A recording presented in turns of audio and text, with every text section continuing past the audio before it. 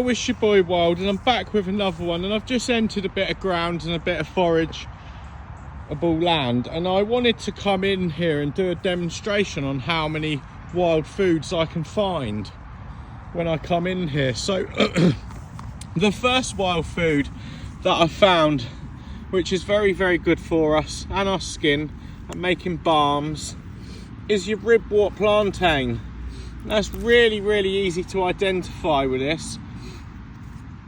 You'll see the straight up ribbons through the middle of the leaf and throughout the leaf, and it's just a very, very distinctive one to ID. It grows in little like alien-y looky clusters, like a hand's coming out. Yeah, it's a really, really good one to identify and use. So that's our first one. We're going to keep walking. We're going to see what else we can find. We're going to go across all this hedgerow. So our second one here is the dandelion. Now we can use the dandelion leaf, the flower, and even the root. And my best suggestion with this is getting all of the leaf, getting all of the root, and getting all the flower. And underneath the flower there's a calyx. Don't add that in, but get all the leaf, all the root, and all the flower. Put that in a jar, washed, fill it up with a 40% alcohol, and leave it air, so no air can get in the jar, for up to 12 weeks. Once the 12 weeks has come up, you're going to strain it and then bottle it. And that's going to be one of the best medicinal tinctures for your health that you can possibly use. Now there's so many we can use, but it is definitely one of the best and one of my favourites to definitely use. So we're going to keep going. We're going to keep going. It's a beautiful afternoon here on a Monday, and we are going to the foraging exhibition in the New Forest this weekend. In Lyndhurst at the Reptile Centre. So if you're watching this video, look it up, find out the details, or come onto my main Facebook page and you can get the details there.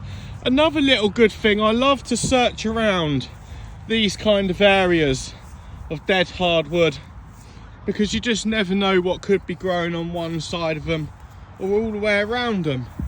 But we're not so lucky today on this one. So we're going to keep going. A great place to search is under trees and learning your trees. That's another fabulous one to add to your foraging experience. So do some research on that, and we will push out some videos for you to learn trees and other things.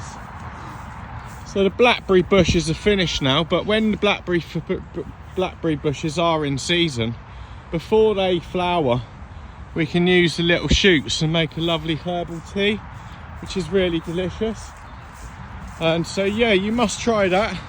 That's another one to look out for on my page, which is already done. We'll cover it again.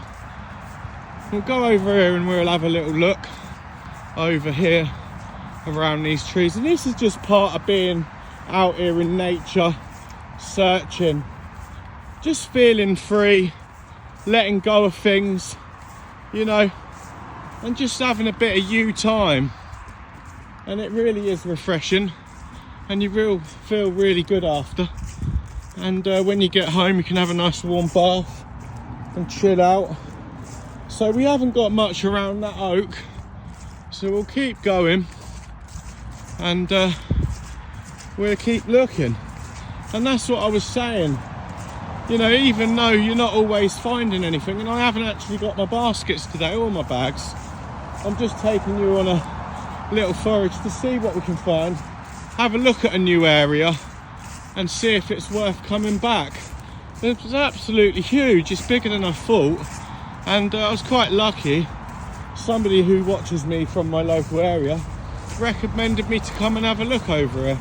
Now they did tell me to go and look in the woods, because I've seen a lot of mushrooms, but I don't have a clue where they're on about. So it doesn't look very good across this field. So let's go over to the side of these hedgerows on the outside of this forest, and we'll go and have a little look and see what we can find within. And yeah, so if you are watching this video, let us know how you're getting on with your foraging experience. What's your favourite mushrooms? And show us a little bit of support, and don't forget to hit the subscribe button if you can, guys. That'd be amazing, that really would. So it looks a bit condensed in here, it looks very dense, but I guess we can have a go at going through. We got welly boots on, and that's all part of foraging and fun. So I've noticed something on this fallen dead tree over here, which I suspect to be false turkey tail, possibly. I can't really see right now. We're gonna get a bit closer. It's a shame about all the rubbish, but what do you expect being in an area around here? So the easiest thing with identifying false turkey tail is the colour. So between true turkey tail and false turkey tail, the false turkey tail, pictured in my hand right now, will always have a brown, smooth underside with no pores. So that's brown and smooth, no pores. Comes in various bright colours as you see there. And the true turkey tail would always have a white underside, pure white pores. And you can see there's loads of it. Now it isn't edible, it won't hurt you if you did consume a small amount, or even, you know, a bit, and started to make cups of tea. It's antifungal, antibacterial, so you can actually use this to clean your home. I recommend adding some lavender or something to the mix when you make it, but it will actually kill off any bacteria on your work surfaces and around your home, and it's free. So it's something to bear in mind if you ever fancied having a go at making some. So yeah, bear that in mind, and that's false turkey tail for you. And then I'll go into the true turkey tail. So you'll be looking at the top of the true turkey tail as pictured like this, and it will be a various different mix of colours. As stated just now on the underneath, it'll have the white paw, but it does come in various different colours on the top.